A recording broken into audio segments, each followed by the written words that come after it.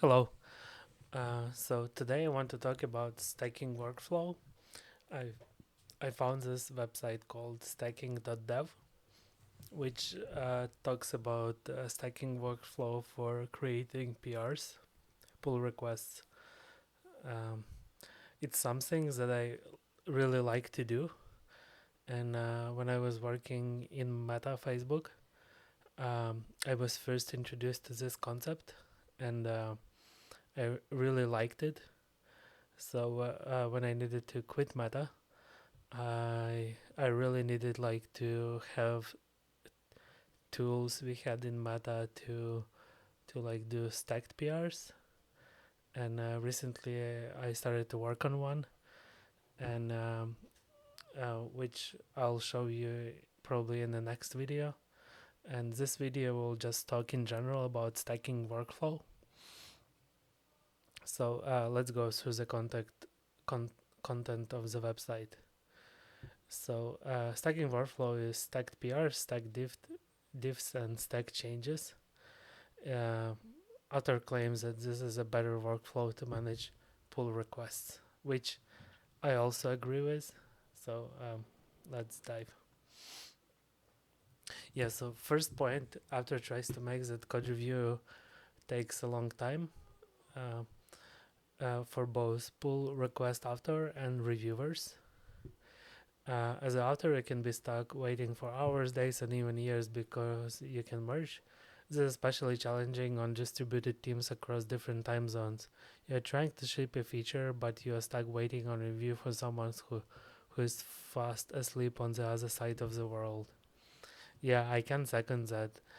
Having like people in distributed teams, like if you just don't have much overlapping hours, makes it really hard to do like a review cycle on PR.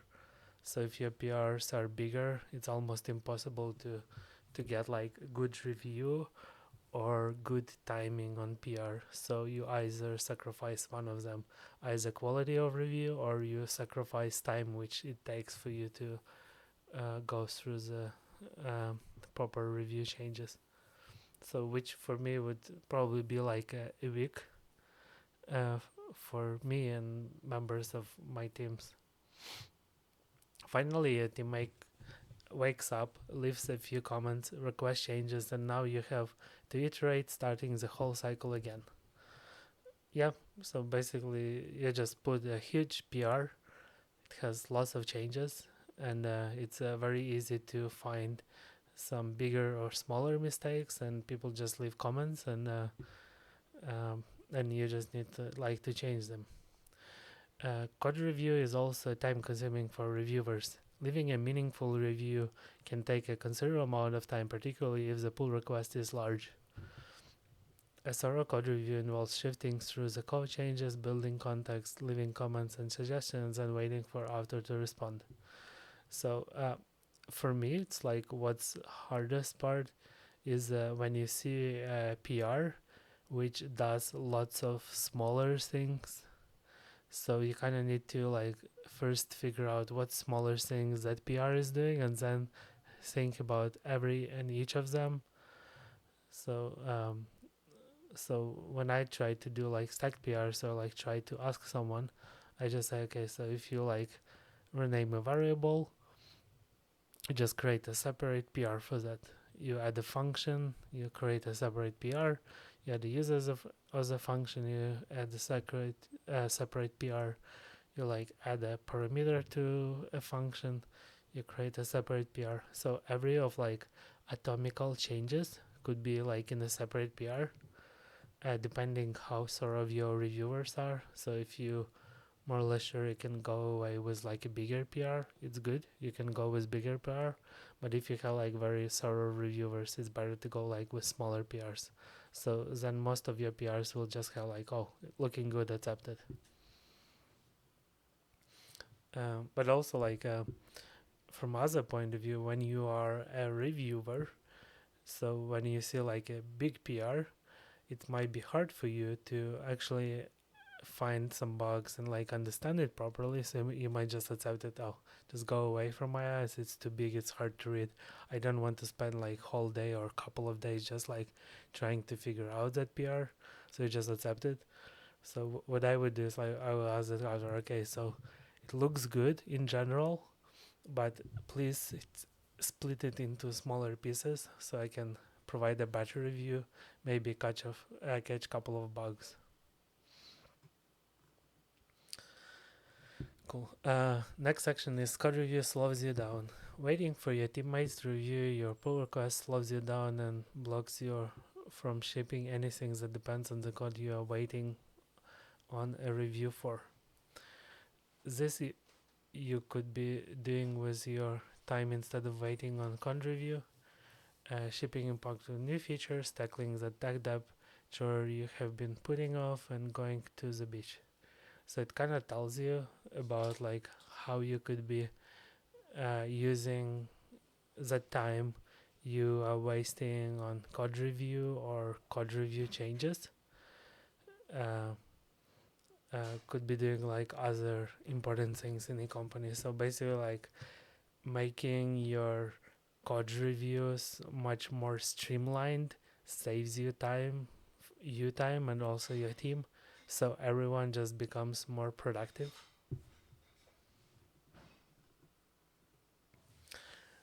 Stacking allows you to skip the wait.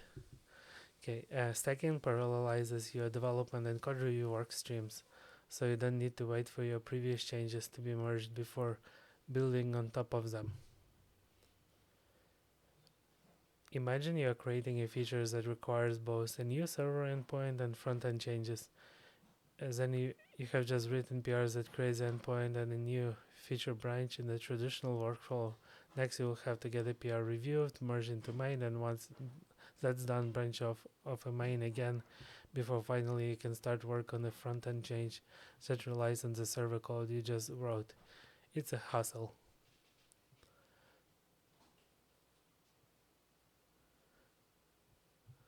Okay,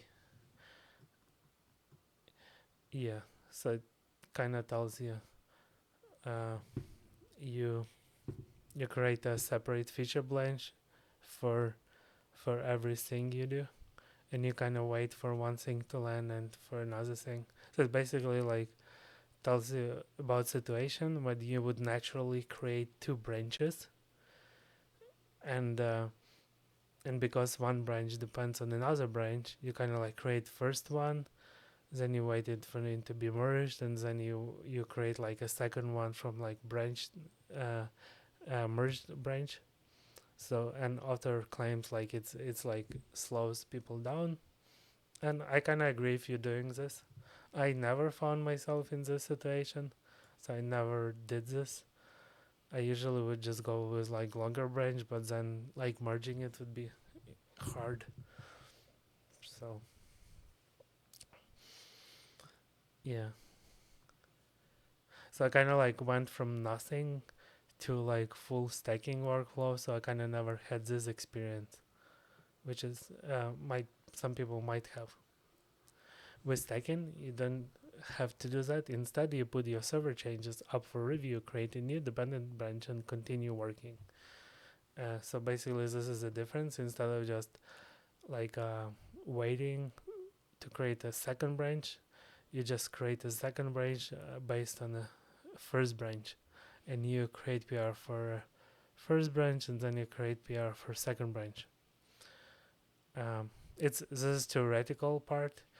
If you want to do this with GitHub, it should be like done a bit in a different way.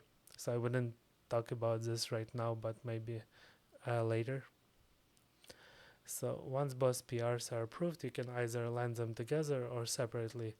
The stack is structured in such a way that one change can land ahead of the other change. For example, in this case, the new server endpoint is safe to land ahead of any PRs that introduces code invoking it. This separation and concern isn't done automatically by stacking, but is instead a side effect of forcing developers to break up their large change into the sequence of smaller dependent changes. Yeah, so this is one of the hardest parts. I find when I try to talk to people about stacking, give me a second, I'll have a drink.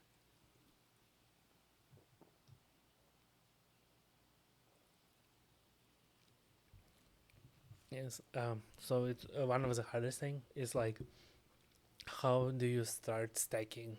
Which changes you like split? So here it's a pretty nice example. You have server side changes and you have front end changes, which kind of live in one repository. So it's kind of like easy to split, but how do you split further? Like, for instance, if you work on a feature which touches like, I don't know, 20 or 5 files, like, is it good enough, or should you be like splitting them?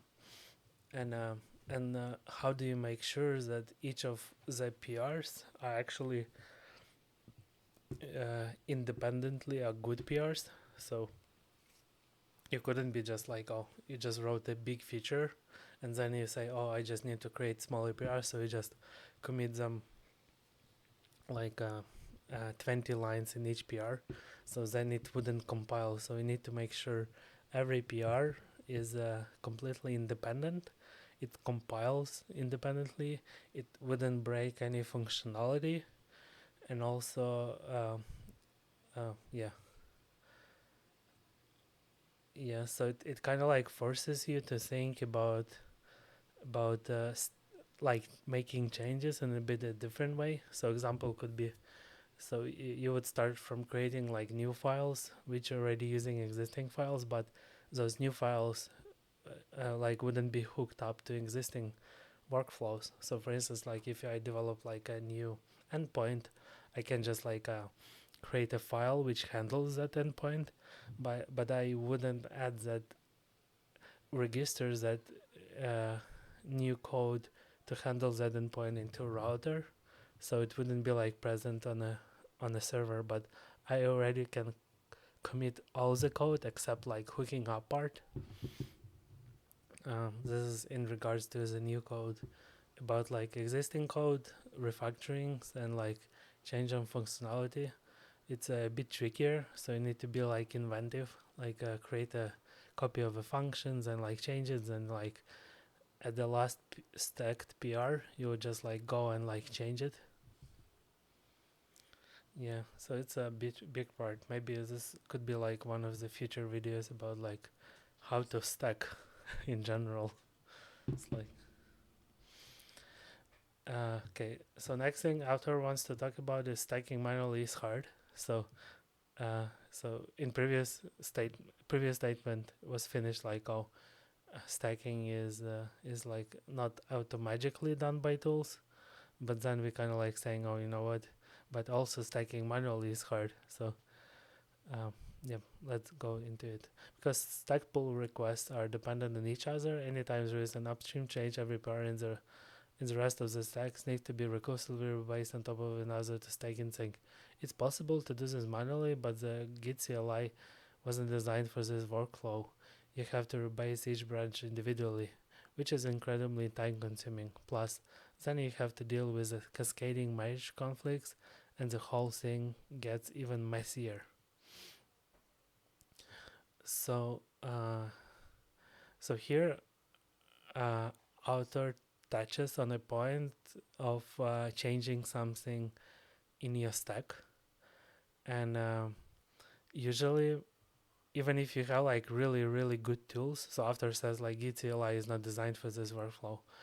I would even argue like none of the existing tools, even the one I used in Meta, is like really designed for this. So they kind of like help you to do this, but still you will face like lots of problems. What usually people do is like they say, oh, like if you have like a stacked PR and in one of the first your stacked PRs, you just like someone says, oh, you don't know, you know what, like that variable name should be like a different, this is like a way nicer name, and you say, oh yeah, sure, it's a really good name, but now I need to change like all my stacked PRs, so it's like too much time. So what you would do instead, you would say, instead of just changing in that PR, I'll create a new stacked PR on top of that PR, and and usually people are okay with that. So instead of just going back and like editing all the pull requests, you just go and like uh, like create a new stacked PR on top of your stack. So let's go next. Tools for stacking. Oh yeah, so this is advertisement part. I feel like maybe a person who did this website is affiliated with Graphite. Uh, so basically, you have Graphite, GS Stack, Gittown, Sapling, SPR. So actually, Sapling is open source system from Meta. Um, so this is basically the one I used. It's a bit really hard to start it by yourself. So it's kind of like hard. Haven't tried any of those, but what I did instead, I developed my own tool. Oh, this is mine advertisement. So I started it like a year ago. Um, it kind of has website, but it just redirects to GitHub page. So yeah, basically right now uh, you can install it using Brew on macOS, Linux, Windows system subsystem for Linux and Windows, and Chrome OS using Homebrew. So just brew install Terasma Zappa stacks/stacks. On Windows, for now you need to clone repository and add this stacks bot file to your path. Yeah. Uh, I'm working also on like onboarding it with Chocolate, which is homebrew alternative for Windows. And it kind of like explains you some of the functionality. Here, I wouldn't go I wouldn't go like into this right now. I'll probably create a separate video. I just wanted to say like there's like another alternative to the tools mentioned here. Yeah, cool. Let's move on. Okay, so there is also a note. If using a tool doesn't speak to you, Git is adding more support for stacking every day. The new update refs option lets you update the stack with fewer rebases. However, parts of the stacking process are still tedious. Opening PRs on GitHub or any other provider. Yeah, but this is something that stacks will help you with. Cool. Once you stack, you will never go back. I can second this. Uh, Once I use the stacking, I want to stack more and more. And when I come to the new team, to the new company, I also want them to be stacking. And it everyone just catch ups eventually. So yeah, let's talk about this. So tools aside, you should stack more. Beyond a change in branch structure, stacking forces you to structure your thinking and make your changes easier to understand for you, your reviewers, and any developers down the line. Whether you're looking to learn, understand, understand or revert. Stacking results in demonstrably better code and makes everyone life easier. Okay, that's very pink glasses. Uh, yeah, it's kind of like skips some part on like logic side, so it doesn't explain how and why things are happening. So stacking forces user structures thinking make your changes easier to understand for you, reviewers and developers. It doesn't explain why it forces you to do, because otherwise it's too much work. So because you need to create like so first reason you need to stack is like just to minimize your time for review. So if you just create like a smaller reviews PRs, it's much easier to review. So you need to create as small as possible down to the moment where you can just get very easy approvals and really fast. So if your PR has like a couple of lines of code, it's really easy to accept it because there is like not much to think about. But if you have like 100 or 200 lines of code, there's like lots of things to think about, and people might just say, "Oh, you know what? I'll review it tomorrow or sometime another time." So it kind of like it benefits you to like have less lines in your PR. And one way to do this is just create stack PRs. So you just create stack PRs, and then you have another problem. If you just like do this naively, like just like slicing changes like line by line or like couple of lines, then it will break CI. So you need to think about like, oh, how do I create like very small PRs but still have them have any sense? And this is kind of like a very hard part. And it doesn't tell you about it. It just tells you about like, oh, happy ending. Once you like went through all of that work, you go and like, oh, you have like a it changes your thinking. Your change is easier to understand. Reviewers and developers like your code, and results is demonstrably better code that makes everyone's life easier. So why it results in demonstrably better code? In my opinion, because you create smaller PRs, it's really easy to catch lots of bugs because there's like very little code to read. So if you have like a bigger PR, it's hard to read it fully. So smaller PRs, it's easier to read. You can catch more bugs, and it makes everyone's life easier because you just read smaller PRs. It just doesn't take that much of your time, and even junior engineers could accept PRs. So if you like split your PR one PR into like 5 PRs, like some of them could be attempted by junior engineers. So for you as a mid or senior engineer, you can have like a um, less amount of PRs to be reviewed. Water break.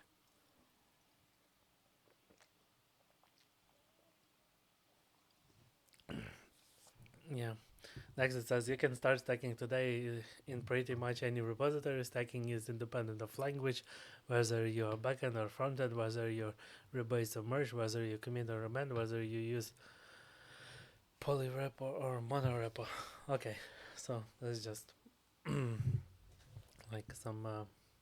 I wouldn't say marketing. It's more like chant. Uh, People that start stacking find themselves regularly creating stacks of 5 to 10 PRs. That's true. That's me. Because almost every large change can be better structured as a sequence of small changes. If you find that number daunting, tooling can make it more approachable. However, whether you use tool or not, the most important thing is to start stacking. I agree on that. Yeah, I always want to create more PRs. It just, yeah. Oh, and that's all.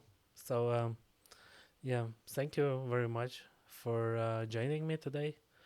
I hope you will look forward to my next video about how to use stacks. So, see you. Give me a like and subscribe. Goodbye.